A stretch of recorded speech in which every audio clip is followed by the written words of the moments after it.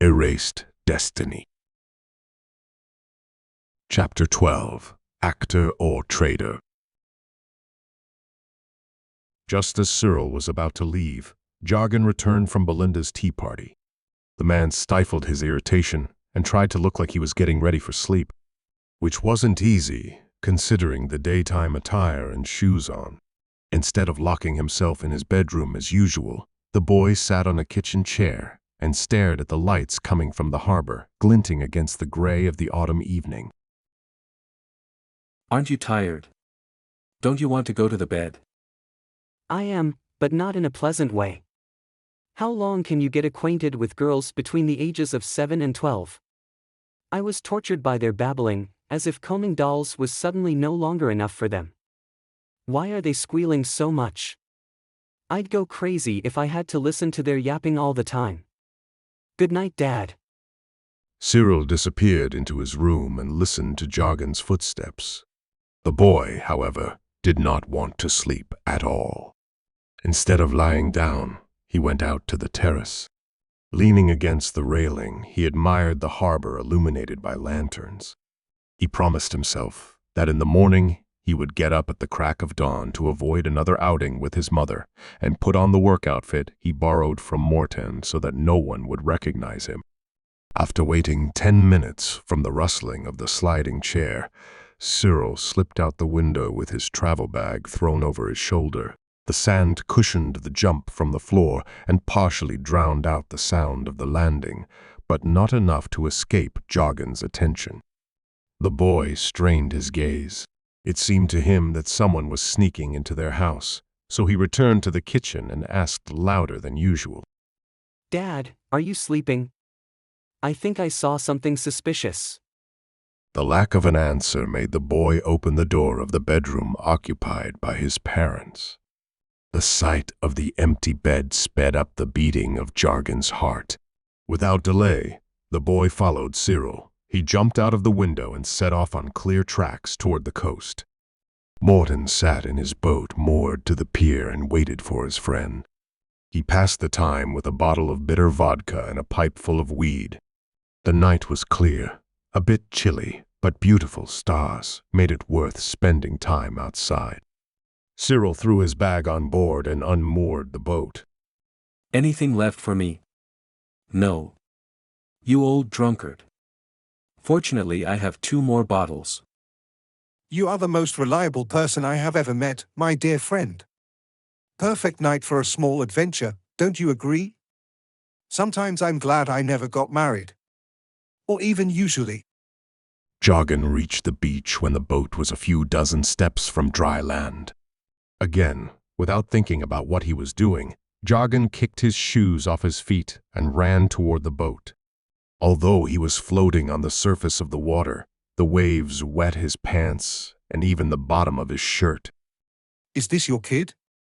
Ha ha ha. Like father, like son. Welcome aboard. Morton pushed the other oar into the boy's hands and significantly nodded at Cyril, who maneuvered to turn the boat toward the sea, so as not to give the impression of being completely inexperienced in sea voyages and adventures as such. Jargon sat down on the bench and slid the oar into the water. He waited for further instructions, an order to row and, above all, information about the purpose of the night's expedition. After a second poke on the shoulder, Jargon guessed that he should start doing something. He knocked his oar against a wave. His clumsy attempts to get the boat up to speed provoked a laughter from everyone except Jargon, who was red from exertion and embarrassment. Where are we going? Don't bother with that. I steer, you row. Cyril, careful now. Right behind that rock. Nasty place. No wonder they crashed. Very close to the harbor. Isn't that an ambush? Morton looked down, trying to spot rocks that could rip the bottom of the boat. It will be safer on the other side. A better approach to the wreck. Shallow waters, what makes our task easier, but riskier. Be careful as many predators lurk here and waves could flip our boat upside down. Suddenly, a huge fish jumped out of the water. bigger than any Jargon had seen in his life. His gaze was fixed on the horn on the creature's head, a 2-foot-long horn that was heading straight for him. Cyril hit the fish with his paddle, but it didn't change Predator's trajectory enough to save his only child. Scared to death, Jargon closed his eyes, waiting for lethal hit. An invisible force bent the boy's back. Another tightened his fingers on the handle of the knife, resting on the bottom of the boat. When Jargon lifted his eyelids, he saw his arm rip open the belly of the sea unicorn. His leg went to the side of the boat on its own. A firm push rocked the boat, making it easier for the boy to avoid the spiky side fins. It seemed to Jargon that the fish was hanging over him. It moved as slowly as if it were gliding along a sandy shore, rather than cutting through the air with its toothy jaws. The sudden slowing of time made it easier for Jargon to plunge his knife into the creature's tail and stop it from falling back into the water. The jerk almost knocked the boy off his feet. Cyril impaled the unicorn on his broken oar and hurled it to the bottom of the boat, so Jargon could break off the horn. They wrapped the carcass with a rope and threw it overboard before the stinking guts filled the interior of the boat. For a moment, they looked at the purple stain that barely stood out against the seawater. Oh shit. That was a close one. Damn sea unicorns. I thought he was done for. But at least you will earn good money. 50 silvers for that horn. 45. Cyril pointed to a crack in the side of the horn. He took from his pocket a stone charged in the sunlight, which spread a bluish glow around him. He checked Jargon's health state and was surprised to see that nothing bad happened to the boy. Cyril couldn't believe in their luck. The fish drifted behind the boat, which, for lack of an oar, Jargon pushed with control of the water in the direction set by Morton. The boy sat in the boat and, with a smile on his lips, observed the surroundings, in which he managed to see more and more details. Silhouettes of rocks were emerging from the gloom. Every wave had its place, and the few birds were leaving something more than screeching cries. A feather, a twig, some dirt. Although barely a few minutes earlier Jargon might have died, he felt remarkably good. He felt free, at ease, in his place. For the first time, he felt happy. He wanted to slip the horn behind the belt, but was surprised to discover that the belt was missing.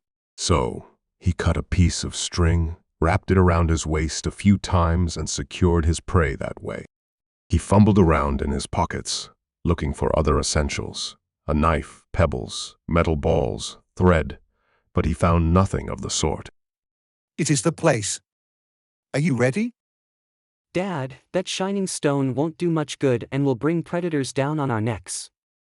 As if the carcass wasn't enough. Given that I can breathe underwater, I will bring you what lies on the bottom.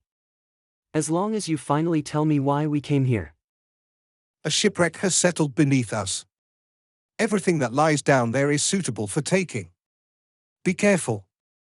There is more than one nasty thing floating in these waters. Jargon shrugged his shoulders, as if diving in the midst of toothy beasts did not scare him at all, stood on the bench and, as scouts usually did, performed a backflip. He happily plunged into the cool, salty water. The surrounding darkness seemed friendlier to him than the glare of the day, more familiar than the sun-warmed beaches. You have raised a capable boy. Instead of keeping him under lock and key, let him experience some adventures. He will quickly catch on to what life is all about. Or take him to Turdham, the best school of street fencing. Cyril did not respond. He didn't even hear his friend's statement. He was reflecting on what had happened moments earlier. The sudden surge of knowledge and skill, the surprising luck, the knowledge of the anatomy of the sea unicorn, the flip that was finally performed, and a smile. Jargon almost never smiled. Stress, adrenaline, fear for his own life were all too little to explain the sudden change in Jargon's behavior. I'll go help him. He didn't take a crowbar, a hacksaw, or even ropes to pull the crates onto the boat. Because you never took him with you. Let him prove himself. He needs that more than anything else. Cyril dived in. He plunged into the black abyss with anxiety that he would never see the sun shine again. Of all the expeditions that allowed one to quickly increase their wealth, he disliked underwater ones the most, mainly because at sea strength and cunning rarely guaranteed victory. Luck was often more important, and on it Cyril did not like to rely. He reached his son, in whose eyes turquoise sparks glittered. The boy floated unhurriedly around the wreckage, as if searching for something. Broken ice poles indicated an intention to undermine or break something heavy. Cyril handed his son the items he had taken from the boat, showed him how to strap the crates, and took one relatively light pack with him. How does it look down there? Very dark. Water is colder than usual, so we should hurry. There is a ship. And there is cargo. Mainly wooden crates, some leather bags. We take as much as we can in less than 1 hour and check the packs in your hideout. Is it still safe? Sure it is. I heard that the ship carried mainly weapons, fabric, and utensils. Shouldn't get damaged in the water. Hope so. Otherwise we freeze ourselves in vain. Jargon felt even more cold than his father, but didn't want to give up. He moved his legs and arms to warm himself up, and after some time pain in his body disappeared. The only thing that bothered him was unpleasant feeling in his ears. He worried about his health even more because there was no healer in the port. Soon the interior of the boat was filled with a tangle of ropes. The quiet clacking of oars worried Morton more than a herd of unicorns leaping above the surface of the water. The man looked around carefully, but saw no one in the darkness. He stood still to more easily pick out sounds unusual for a night spent on the water. Another splash made him untie the ropes securing the packs. He discreetly tossed the small packages brought by Cyril overboard and waited. The sight of the silt-sunken packs they had just lifted aboard made Cyril surface discreetly. He took a breath and ducked under the water. From below, Jargon watched the bottoms of the 3 boats that surrounded their own. He conjured an ice spear, long enough and strong enough to pierce the enemy vessels. Cyril grabbed his son's arm and shook his head. As far as possible, he avoided clashes with the guards. It never paid off. Forced to find a peaceful solution, Jargon changed his and his father's appearance with an illusion. At night, his spell had decent durability and no annoying flicker, so he hoped that guards uneducated in magic wouldn't notice.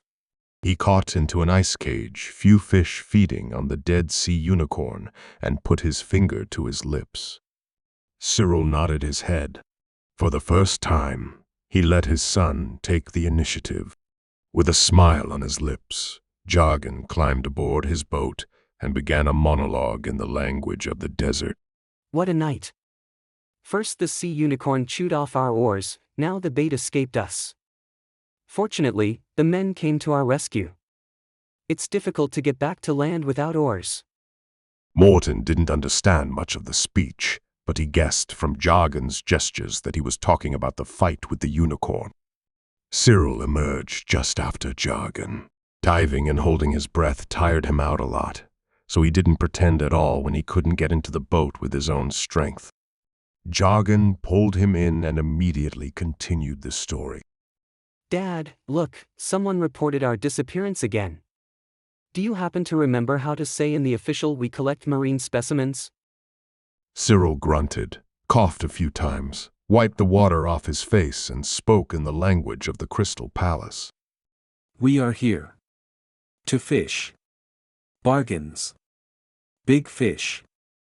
The utterance was accompanied by gestures typical of trying to establish communication with uneducated plebs.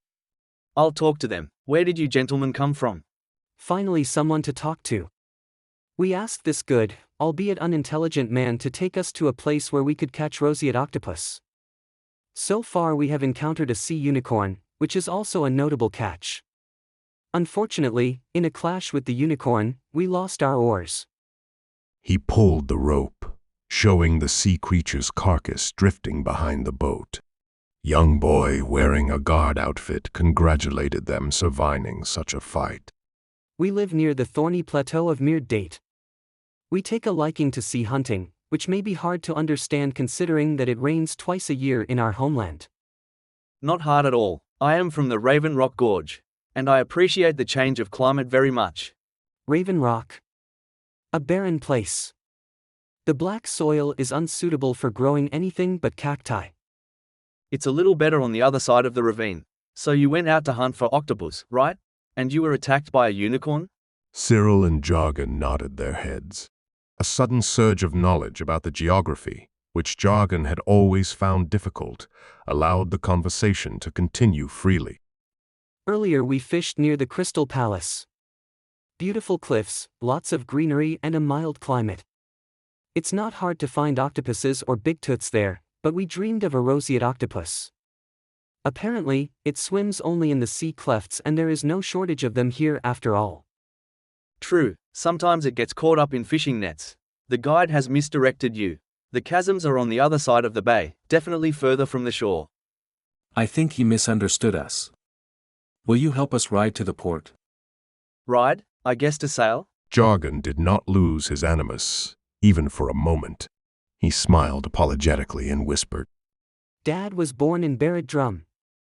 There they speak. Somehow bizarrely. I don't understand it myself sometimes. I heard. I sympathize. Barad Drum, awful place. I'll explain the situation to my colleagues and we'll tow you to shore right away. He glanced enviously at the horn tied to Jargon's belt. This time in the official language, he said.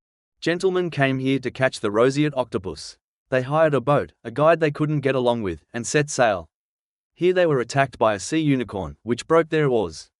They slaughtered him and dived in search of clefts with octopuses, but of course did not find them. I said from the beginning that we went fishing. We are not interested in any wrecks. Search them. The young guard explained that he had to check their pockets for anything illegal and proceeded to inspect them. He didn't find anything, as the men swimming back and forth did not carry any glitter on them. They don't have anything suspicious. And this bag? It's mine. Cyril opened the bag, demonstrating many useful items for travel: coats, bowls, cutlery, change of clothes, knives. Gentlemen travel a lot. What can be seen? They ask to be towed to shore. Again a miss. Damn bad luck. We put the wreck out for bait and no one wants to get caught. Tie their boat to mine. The shore is close, we'll make it in time for the morning briefing. The commotion over fixing the boat was interrupted by the triumphant shout of a guard searching Morton. In his coat, he found a carved horn that sailors used to communicate between ships. Lavishly decorated, the metal-wrought horn looked more like a work of art than an everyday object. As soon as the old vulture spotted it among the bundles Cyril had brought, he immediately tucked it into a bulky pocket. Well, Morton, and I thought you had learnt something. Not only did you take guests to this nasty area to ransack the ship in the process, you put them at risk of losing their lives. After all, sea unicorns hunt here. As a regular visitor to the port, you surely know. This time you will not get away with it. Morton to the dungeon, the gentlemen to disembark on shore, together with their prey, of course. Cursed greed. I guess I'll never wise up, huh? Cyril looked out into the night. Pretending not to hear or understand, he wondered how to get his friend out of trouble and not endanger himself. He decided to act during the day, as Cyril, not some desert vagabond. Every few minutes, he glanced at his son for signs of panic or at least anxiety. Meanwhile, Jargon was not quite out of his role and was teasing the young guard, behaving as befits a typical kid, awkwardly trying to dry his clothes, bragging about the horn he had acquired, inquiring about local attractions. The guards towed the boat to the port, where Cyril moored it, and Jargon jumped down onto the pier with feigned relief. The young guard bid them farewell, and, together with Morton, sailed off toward the lighthouse. Not good. They are taking him to the dungeon. Forgive me, Dad, but I don't have an idea for that. I'm terribly tired. I'll go and lie down. He tossed the caught fish into a bucket and moved slowly toward the rented apartment. As expected, he was greeted by a nervous Joanna. Where did you guys go? You didn't even bother to write a short message. I am sorry, Mother. We went fishing. Dad stayed in the harbor because we caught one really big one. The statement was interrupted by a massive yawn. Only now did Jargon notice that he had forgotten his shoes. His sleeve, torn from the morning, still hadn't been sewn up. I hate getting up early. Jargon muttered some more and fell asleep in his chair. In damp clothes, with his hair streaked, covered with algae and fish guts. Joanna looked at her son, at the fish he had brought, sighed and covered her only son with a blanket.